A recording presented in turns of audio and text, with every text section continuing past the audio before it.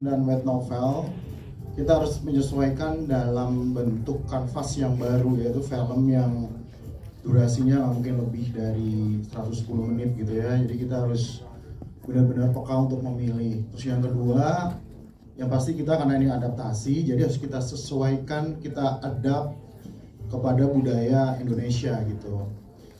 Tetapi ada 3 unsur yang dari Sekretari Kim yang tetap kita pertahankan, yaitu dekat ya, relate dengan penonton, kemudian hangat, dan tentu saja elegan.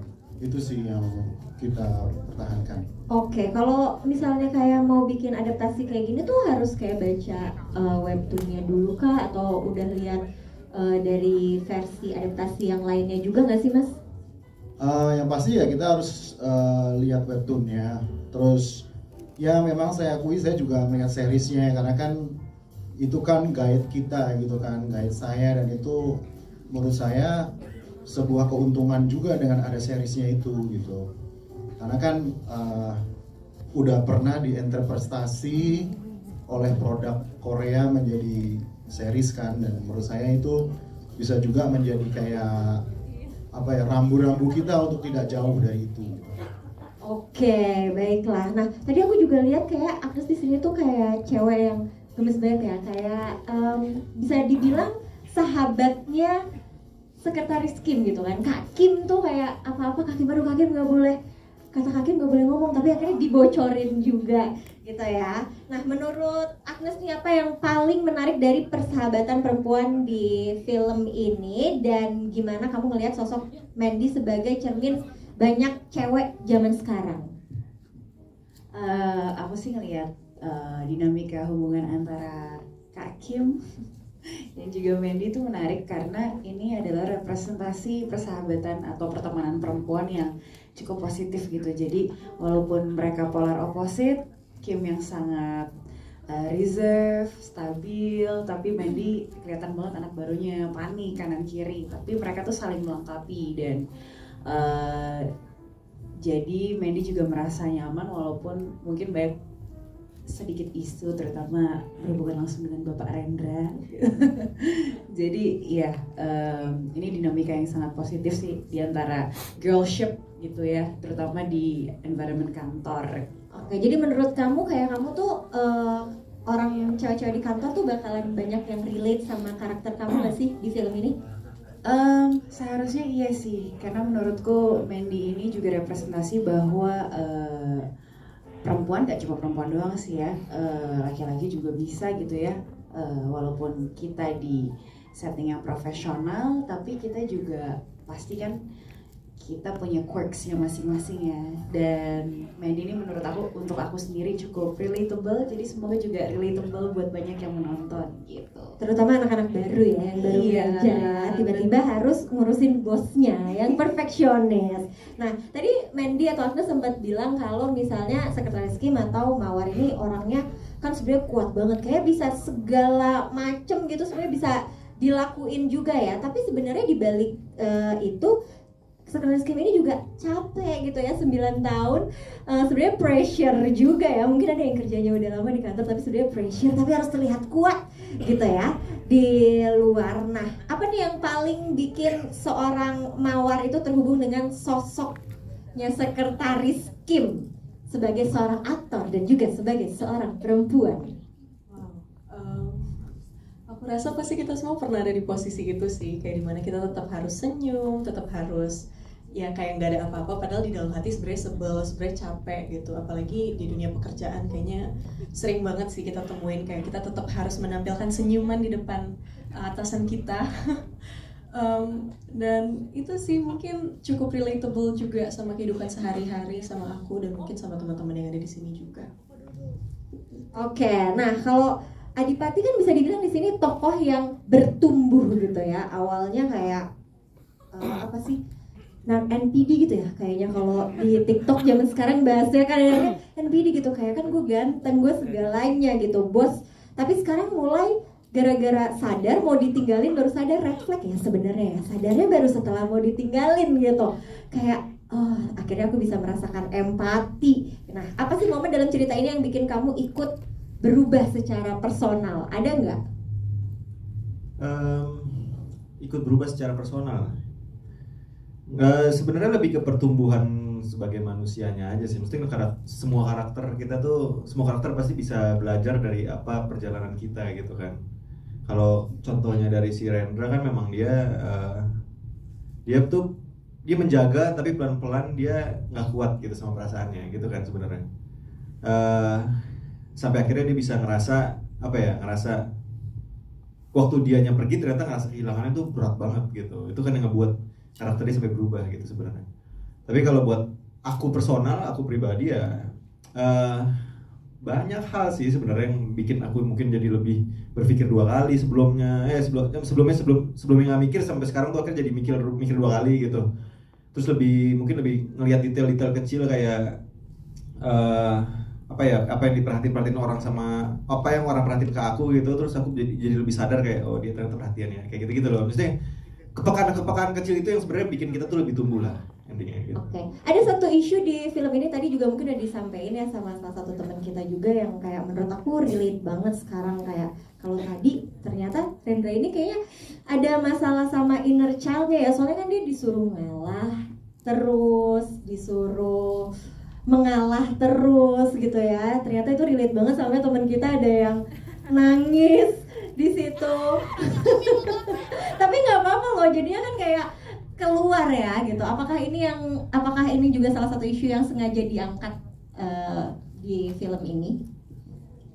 Iya, kan kita based on webtoon kan Mbak. Cuman kalau kita ngeliat isu sekarang kan memang mental health itu jadi satu isu yang cukup lumayan lah di sekarang gitu kan. Apalagi di kehidupan sosmed ini yang kita merasa punya teman banyak tapi sebenarnya nggak punya teman gitu. Dan menurut saya itu ya satu hal yang menarik sih. Dan hubungan kakak adik itu juga pasti dirasakan oleh semua orang gitu. Kayak berasa kayak lebih sayang sama kakaknya, sama adiknya. Padahal yang mungkin orang tua tuh adil aja gitu, mencari jalan tengah. Cuman dengan jalan tengah itu memang terkadang jadinya kayak nggak adil gitu. Itu sih menurut saya. Oke, tapi kalau dari Mas Rako sendiri sebenarnya yang paling pengen disampaikan dari film ini apa sih secara rasa gitu? Kalau rasanya ya tadi ya, maksudnya kita harus berasa deket dengan filmnya dan kita merasa hangat kayak dipeluk sama filmnya gitu. Selesai nontonnya kita harus merasa itu gitu. Dan yang ketiga tadi elegan gitu kan, baik dari production design-nya, dari ya semuanya, wardrobe dan segala macamnya gitu kan. Tapi dari sisi cerita sih ya itu ya, kayaknya kita harus berani mengungkapkan isi hati sih gitu. Kayaknya sih gitu ya. Oke, kayaknya kalau merasa dipeluknya dapat ya. Soalnya nih kayak tadi yang dipeluk Mawar, yang merasa dipeluknya teman-teman di sini ya. Semuanya kayak berasa dipeluk abang ya tadi ya manggilnya ya. Oke, nah kalau misalnya pas syuting sendiri mungkin Agnes ada nggak sih momen yang kayak lucu banget, yang ngakak banget sampai pas lagi syuting tuh kayak susah buat take-nya? Mungkin adegan aku sama Pak Vega kali ya waktu itu. Oh iya tadi mau nunjukin adegan di depan dokter ya tadi ya. Iya itu aku lupa sih itu take berkali-kali atau enggak, kayaknya enggak. Cuma maksudnya sebenarnya dalam hati tuh aku lumayan gigit bibir kan. Situasinya sendiri udah lucu menurut aku gitu. Ya tapi itu salah satu scene yang kita inget juga yang lucu, kayak hampir kayak hah masa mau di depan dokter ya gitu ya, demi supaya bisa Pak Rendra ketemu sama sekretaris Kim ya. Nah untuk Mawar nih, gimana sih cara kamu memperdalam karakter sebagai sekretaris Kim? Karena kan kita udah tahu karakter ini juga udah sempet dimainkan di negara-negara lain gitu. Kalau kamu sendiri gimana? Pasti kita ada proses reading langsung bareng sama Parako juga, jadi langsung bahas bareng juga. Terus selain itu memang udah sempat nonton seriesnya sebelumnya yang versi Korea, jadi kurang lebih punya gambaran sih terhadap sosok sekretaris Kim ini seperti apa. Terus itu sih karena dialognya lumayan rapi, tertata kalau ngomong, jadi lumayan banyak latihan gimana kira-kira nyampeinnya yang enak gitu sih. Oke, nah kalau misalnya itu kan tadi karakternya sekretaris Kim, kalau karakternya Pak Rendra ini kan kayak bossy, terus perfeksionis, kayak kebawa nggak sih ke lokasi syuting? Misalnya kan biasanya kalau aktor kayak latihan tuh jadi terbawa gitu ya karakternya, jadi bossy juga nggak di lokasi syuting? Aduh, jangan sampai ya bisa dimusuhin satu lokasi. Enggak kan Pak? Enggak kan Pak? Atau mungkin ada karakternya Rendra nih yang kayak terbawa gitu, nggak ada ya? Ini sih, dia tuh sebenarnya walaupun kelihatannya dia tuh kesannya manja gitu ya, kesannya manja, semuanya diperhatiin sama Kim gitu. Sebenarnya tuh dia peka banget gitu. Walaupun dia nanya, misalkan nanya jadwal ke Kim gitu, sebenarnya udah hafal jadwal-jadwalnya gitu. Mungkin secara nggak sadar tuh itu yang disiplinnya tuh dia emang dipakemin gitu buat karakter Rendra itu. Terus juga apa ya? Kalau bosi sih enggak lah, nggak mungkin sih kayaknya. Jangan dong ya, itu jangan ya. Oke, nah ini pertanyaan terakhir ini mungkin buat semuanya kali ya. Kalau sekarang nggak jadi aktor atau aktris, kalian kerja kantoran gitu ya, kerja kantoran kayak Pak Rendra dan juga Sekretaris Kim dan juga Agnes juga Mandy gitu. Kalian akan kerja di kantor apa sih? Tuh mungkin Mas Rako juga bisa jawab, kalau nggak jadi sutradara akan kerja di kantor apa nih kira-kira? Mungkin graphic design kali ya. Graphic design ya. Kalau Mawar kira-kira jadi apa? Sekretaris kah? Kayaknya kalau aku mungkin kalau nggak agency kayaknya pengen di bidang fashion mungkin. Oh, oke. Kalau Adipati? Ya apa aja lah kantor yang penting bos. Wow, benar juga CEO ya Pak ya. Ini CEO aja. Yang penting CEO. Oke. Agnes. Mungkin penasaran untuk ngurusin private client kayak di bank, mungkin aset-asetnya Pak Rendra saya yang handle gitu ya. Oh, memang cita-citanya ya ngurusin itu ya. Oke, ini kan ini mau dijelasin ke teman-teman yang lain yang mungkin belum nonton sekarang. Kenapa sih harus nonton What's Up with Secretary Kim ini kayak 3 kata masing-masing? Iya, masing-masing. 3 kata apa 3 kalimat nih? 3 kata. 3 kata, 3 kalimat panjang banget. Iya. Misalnya harus nonton banget. Iya. Soalnya ada aku gitu. Cute, warm. Oke. 3 loh, baru 2 loh. Satu. Oh, masih 3. Masih 3 dong. Cute, warm sama ini ya. Apa ya kayak romantic. Romantic. Oke. Mungkin Agnes dulu. Iya. Iya dong sebagai sutradara. Duluan Pak biar nggak bisa. 3 kata ya. Iya benar. Senyum-senyum sendiri. Senyum-senyum sendiri, benar. Siapa tadi yang nontonnya senyum-senyum sendiri? Benar ya. Benar-benar banget gitu. Oke, Mawar. Aku boleh retweet gak sih? Jangan gitu dong. Ya cute, senyum sendiri. Cute senyum sendiri, oke. Silahkan Mas Rako kayak, aduh pressure banget nih ada pertanyaan ini ya. Nonton di video. Oh,